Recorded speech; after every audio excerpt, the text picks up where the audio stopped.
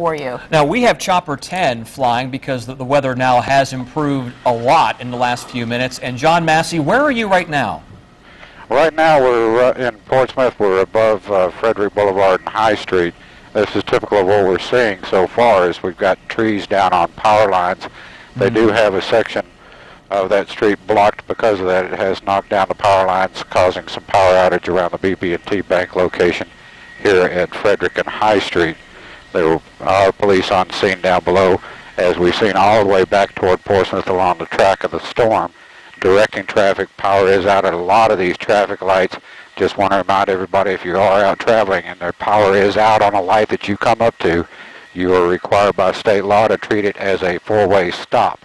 Just don't blow through the intersection. Just best advice until they get all these power lines sorted out where they're at, what impact they're having, is just to stay off the streets if you can, because we do have a lot of power lines down throughout the area, as well as a lot of trees that have been blown down. As, like the one you're looking at down below is typical example. But looking back to the west from where we are right now, we're going to have blue skies over the top of us probably in about 10 to 15 minutes. That gives you an idea of just how fast this storm did come through. Now, John, have you had any word of any serious road closures or blockages in the area besides Mercury Boulevard being closed in some areas up on the peninsula? Well, they said the lights were out. They didn't say the lights were out. Okay, I'm sorry. Right. I misspoke. That's okay. Okay, no, we haven't seen any here on the south side. We just were able to get in the air in the last 10 minutes or so. There is some heavy traffic along 264, and I believe that's probably because just the number of people that were out on the road and got caught probably stopped in place until the storms passed, and that caused a bit of a backup. So you do have backup on 264 working your way through the downtown tunnel.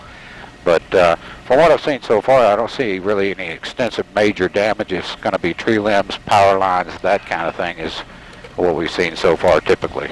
And always the worst time for a storm to hit, right around between Rush hour. 4 and 5 o'clock when Yeah. everyone's on the road in Hampton Roads. Bad enough when the weather's good, let alone severe weather. But if you can pull over, that's what I would say to do. I still remember my boy. grandparents driving in the station wagon. We would get storms like this, and you would pull over and just sit and wait it out. And look, there's a good reason why, because you may come across some trees in the road like that.